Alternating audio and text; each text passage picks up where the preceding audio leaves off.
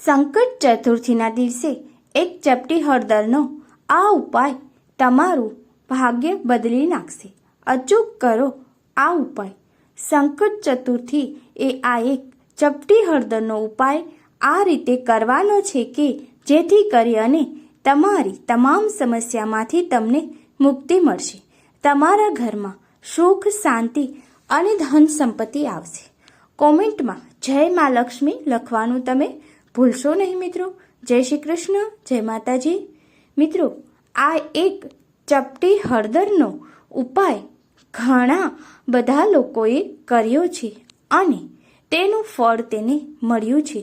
મિત્રો, આ દિવસે તમને ઉપાય કરવાથી ઘણા ફાયદા થઈ શકે છે. તો એવા કેટલાક ઉપાયો આપણે હળદરના 2 એવા ઉપાય જોવાના છે કે ત્યારબાદ આપણે બીજા ઉપાયો પણ જોશું કે જે ઉપાયો કરવાથી તમારે ક્યાંય પણ મંદિરે જવાની જરૂર નહીં પડે. આ ઉપાયો તમે તમારા ઘરના મંદિરમાં જ કરી શકશો. તો આ ઉપાય તમને સમૃદ્ધ બનાવી દેશે, તમારું જીવન સફળ બનાવી દેશે અને તમારા ઘરમાં આ હળદરનો ઉપાય કરવાથી સકારાત્મક ઉર્જાનો વાસ થશે. તો આજે આપણે હળદરના એવા ઉપાય જોવાના છે કે જેથી કરીને તમે જીવનમાં તમારી દરેક મનોકામના પૂર્ણ કરી શકશો. આ ઉપાય કરવાથી તમને પણ તેનું શુભ ફળ અચૂક મળી શકે છે. તો મિત્રો, આ ચપટી હળદરનો ઉપાય આપણા જીવનમાં ફેરફાર લાવી શકે છે. સંકટ ચતુર્થીનો દિવસ એ મહત્વનો દિવસ ગણાય છે. આ દિવસે કરેલો ઉપાય નિષ્ફળ જતો નથી. આ દિવસે એક શુભ સંયોગ પણ બની રહ્યો છે કે સોમવારે હળદરનો આજો ઉપાય કરવામાં આવશે તો તેનું પરિણામ ખૂબ જ વધી જશે, એટલે કે ડબલ થઈ જશે. તો આ શુભ સંયોગના દિવસે આ ચપટી હળદરનો ઉપાય કરવાથી આપણને શુભ ફળ મળી શકે છે. અષાઢ મહિનામાં આવતા આ ધાર્મિક દિવસનું મહત્વ ઘણું બધું રહેલું છે. જો તે દિવસે આ ચપટી હળદરનો ઉપાય કરવામાં આવે તો આપણા ભાગ્યને તે બદલી શકે છે. જો તમે આ ઉપાય કરવા માંગતા હોય તો સૌથી પહેલાં તમારે આ ઉપાયને અચૂક સમજી લેવો જોઈએ. સંપૂર્ણ રીતે સાંભળી સમજી અને પછી જ આ ઉપાય તમારે કરવો જોઈએ. આમ આ ઉપાયને કરવાથી તમને અચૂક તેનું પરિણામ મળી શકે છે. તો મિત્રો, આ ઉપાય જાણતા પહેલાં જો તમે અમારી ચેનલમાં નવા હોય તો ચેનલને લાઈક, શેર અને સબસ્ક્રાઈબ કરી લેજો, જેથી કરીને આવનારા તમામ વિડીયો તમને મળતા રહે. તો મિત્રો, આપણે આ હળદરનો ઉપાય જાણીએ તે પહેલાં તમે કોમેન્ટ બોક્સમાં હર હર મહાદેવ જરૂરથી લખજો. મિત્રો, સૌ પ્રથમ તો હળદરનો આ ઉપાય આપણે કયા સમયે કરવાનો છે તે જાણી લઈએ. હળદરનો આ ઉપાય તમારે સવારના સમયે કરવો ખૂબ જ ફળદાયી નીવડે છે. પરંતુ જો તમે કોઈ કારણસર સવારના સમયે ન કરી શકો એમ હોય તો તમે સાંજના સમયે પણ કરી શકો છો, કારણ કે આ શુભ સંયોગ છે. તો આ દિવસે સંપૂર્ણપણે શુભ જ રહેશે. તો તમે કોઈ કારણસર સવારે આ ચપટી હળદરનો ઉપાય કરવા ન પહોંચો તો તમે સાંજના સમયે પણ આ ઉપાયને કરી શકો છો. આ શુભ અને પાવનકારી દિવસ આખા વર્ષમાં માત્ર એક જ વખત આવે છે. શુભ સંયોગ લઈને આ વખતે આવ્યો છે તો તમે ગમે ત્યારે આ ચપટી હળદરનો ઉપાય કરી શકો છો. મિત્રો, આપણે એ જાણીએ છીએ કે આ ઉપાય આપણે એ જાણી લઈએ કે આ ઉપાય કોણ કરી શકે. તો આ ચપટી હળદરનો ઉપાય ઘરની સૌથી મોટી સ્ત્રી અથવા તો કોઈ પણ બહેનો આ ઉપાયને કરી શકે છે. ઘરની સ્ત્રીની લક્ષ્મીનો અવતાર માનવામાં આવે છે. આપણા ઘરની સ્ત્રી જેટલી સુખી હશે તેટલું સુખ અને સંપત્તિ આપણા ઘરમાં વધુ આવશે. તેનાથી જીવન અમૂલ્ય બનશે. ઘરની દરેક સ્ત્રી, મા, બહેન, દીકરી કે વહુ એ એક લક્ષ્મીનું જ સ્વરૂપ છે. તો આ લક્ષ્મીના હાથે જો આ ઉપાયને કરવામાં આવે તો તેનું ફળ બમણું મળે છે. આ તો સુખ અને સમૃદ્ધિ માટે ઘરની સ્ત્રીઓએ આ ચપટી હળદરનો અચૂક ઉપાય કરવો જોઈએ. તેનાથી જીવનમાં ઘણી સફળતા મળી શકે છે. તો આ દિવસે જો વિષ્ણુ અને મા લક્ષ્મીની પૂજા કરવામાં આવે છે તો તમે જણાવી દઈએ કે વિષ્ણુ ભગવાનની પૂજા તુલસી સિવાય અધૂરી ગણાય છે. જો તમે વિષ્ણુ ભગવાનની પૂજા કરતા હોય તો તેની સાથે તુલસીજીને અવશ્ય રાખવા જોઈએ, કારણ કે તુલસીને મા લક્ષ્મીનું સ્વરૂપ ગણવામાં આવે છે. હવે તમારે આ ઉપાય કરવા માટે હળદર લેવાની છે. હળદરને તુલસીના કુંડામાં ધીમે ધીમે નાખવાની છે. આ હળદરને તુલસીમાં નાખતા સમયે તમારે ઓમ નમો ભગવતે વાસુદેવાય મંત્રનો જાપ કરવાનો છે. એની સાથે સાથે લક્ષ્મીજી નમઃ આ મંત્ર ખૂબ જ શુભ ફળ આપે છે. મિત્રો, આ મંત્રનો તમે ઓછામાં ઓછો 108 વખત તમારે જાપ કરવાનો છે. આ મંત્ર તમે દર સોમવારે પણ બોલી શકો છો. તેનાથી ખૂબ જ શુભ ફળ મળે છે. હળદરને સોમવારે તુલસીના કુંડામાં નાખવાથી એટલે કે હોમવાથી તમારા ધારેલા દરેક કાર્ય સફળ થાય છે. દરેક શુભ કાર્યમાં આપણે હળદરનો ઉપયોગ કરતા હોઈએ છીએ. આ ઉપાય કરવાથી શ્રી હરિ વિષ્ણુ અને મા લક્ષ્મી ખૂબ જ પ્રસન્ન થાય છે. તે તમારી દરેક મનોકામનાઓ પૂર્ણ કરે છે. તમારા જીવનમાં જરા પણ ધનની કમી રહેવા નહીં દે. જીવનમાં તમને કાયમ સફળતા જ મળતી રહેશે. તો એટલા માટે તમારે આ તુલસીને અચૂક ઉપાય અવશ્ય કરવો જોઈએ. અને તેની સાથે મિત્રો, તમે દીવો પ્રગટાવી અને ઘરની સુખ શાંતિ માટે પ્રાર્થના કરી શકો છો. માતા લક્ષ્મી તમારા પર ખૂબ જ પ્રસન્ન થશે અને તમારા દરેક કાર્યને સફળ કરશે. જીવનમાં તમને પૈસાની તંગી નહીં રહે. મા લક્ષ્મી તમારા જીવનમાં ક્યારેય પણ દુઃખ આવવા દેશે નહીં. સુખ અને સમૃદ્ધિ તમારા ઘરમાં કાયમ માટે વાસ કરશે. તમારું જીવન સુખ સમૃદ્ધિથી ભરપૂર બની જશે. તુલસીને પવિત્ર માનવામાં આવ્યા છે. તેને મા લક્ષ્મીનું સ્વરૂપ માનવામાં આવ્યા છે. મિત્રો, આ દિવસે સંકટ હરનાર વિઘ્નહર્તા દેવ એટલે કે ગણેશજીની પૂજાનું ખૂબ જ મહત્વ રહેલું છે.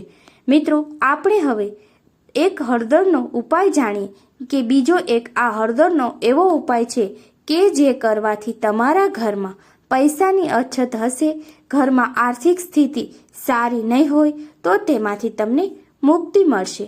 ઘરની આર્થિક તંગી સુધરશે. ઘરમાં અમુક વખત એવું થતું હોય છે કે તમે જેટલા પૈસા કમાવ છો તેનાથી વધુ ખર્ચ થઈ જાય છે.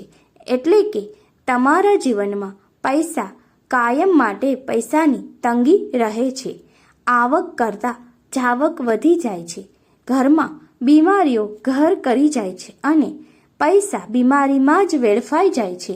ત્યારે તમારે હળદરનો આ એક અચૂક ઉપાય જરૂરથી કરવો જોઈએ, જેનાથી તમારા ઘરમાં ધન સંપત્તિ આવી શકે છે અને ઘરમાં નકારાત્મકતા દૂર કરીએ ત્યારે સકારાત્મકતા પ્રવેશ કરે છે. તેથી જે પણ ધન આપણે કમાઈએ છીએ તે આપણા હાથમાં ટકે છે. એટલા માટે તમારે હળદરનો આ ઉપાય કરવાનો છે. અને આ ઉપાય કરવા માટે તમારે હળદર લેવાની છે, તેમાં થોડું પાણી નાખવાનું છે અને મિત્રો, તમારે આ હળદર અને પાણીને મિક્સ કરી લેવાનું છે.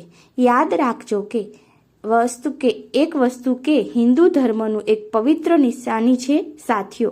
તેનાથી આપણે સ્વસ્તિક એ આપણું હિન્દુ ધર્મનું પવિત્ર નિશાની છે. ઘરમાં કાયમ માટે સાથીઓ કરવાથી ઉંબરે કરવામાં આવેલું સ્વસ્તિક આપણા ઘરમાં સુખ, સમૃદ્ધિ અને ધન સંપત્તિ વધારે છે. તેથી દરેક ઘરની મહિલાઓએ ઉંબરામાં સ્વસ્તિક કરતી હોય છે અને સ્વસ્તિક કરી ઉંબરાનું પૂજન કરે છે. તો આજે આપણે હળદરનું સ્વસ્તિક કઈ જગ્યાએ કરવું કે જેનાથી તમારા ઘરમાં ધન સંપત્તિ ટકી રહે, તમને પૈસાની આર્થિક તંગી ન રહે અને તમે ક્યારેય પણ પૈસાથી વંચિત ન રહો. તે એટલા માટે તમારે ઘરની તિજોરીમાં આ હળદરનું સ્વસ્તિક કરવાનું છે, જેથી કરીને તમારા ઘરમાં સકારાત્મક ઉર્જા પ્રવેશ કરશે અને આ સ્વસ્તિક દ્વારા તમારા ઘરમાંથી નકારાત્મક ઉર્જાનો નાશ થશે. અને જો મિત્રો તમે તિજોરીમાં પૈસા ન રાખતા હોય તો એવી જગ્યાએ કે જ્યાં તમે તમારી ધન સંપત્તિ રાખો છો તે જગ્યાએને સૌપ્રથમ તમારે સ્વસ્તિક દ્વારા પવિત્ર કરવાની છે કે જેનાથી મા લક્ષ્મી ત્યારબાદ નારાજ નહીં થાય અને તમને શુભ પરિણામ આવી શકશે. સ્વસ્તિક અને ધન સંપત્તિથી ભરપૂર તમને કરશે, પૈસાની તંગી નહીં રહે. આ હળદરનું જે સ્વસ્તિક છે તેને તમારે જે ઘરમાં તમે લક્ષ્મીજીને રાખો છો, પૈસાને રાખો છો એ જગ્યાએ તો સ્વસ્તિક કરવાનું જ છે. આ ઉપરાંત ઘરના મુખ્ય મંદિરમાં પણ તમારે હળદરનું સ્વસ્તિક લગાવવાનું છે અને કુળદેવી સમક્ષ તમારે તેનું સ્મરણ કરવાનું છે. ત્યારબાદ ઘરમાં જ્યારે ઉંબરા પૂજન કરો છો ત્યારે 8 વખત આ હળદરનું પણ તમારે સ્વસ્તિક લગાવવું, જેથી કરીને તમારા ઘરની અંદર જે કોઈ પણ નકારાત્મક ઉર્જા પ્રવેશ કરશે નહીં અને જ્યાં આ નકારાત્મક ઉર્જા પ્રવેશ નથી કરતી ત્યાં માં લક્ષ્મી વાસ કરે છે. સકારાત્મક ઉર્જા કાયમ માટે તે ઘરમાં પ્રવેશ કરે છે. એક માં લક્ષ્મી પણ ખુશ થઈ અને તે ઘરમાં કાયમ માટે વાસ કરે છે. તો આ હળદરનું એક સ્વસ્તિક તમારા જીવનની સુખ અને સમૃદ્ધિ તમને તમારા જીવન બનાવી શકે છે. થોડા જ સમયમાં તમે હળદરનો આ ઉપાય કરી અને જોશો તો તમને ઘણો બધો ફાયદો તમારી નજરમાં જોવા મળશે.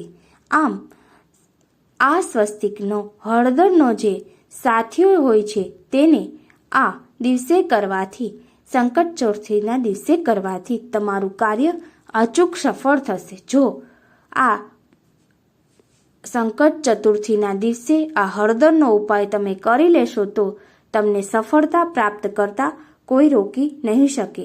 આ દિવસ જેટલો મહત્વનો છે તેટલો જ મહત્વનો છે આ સ્વસ્તિકનો ઉપાય.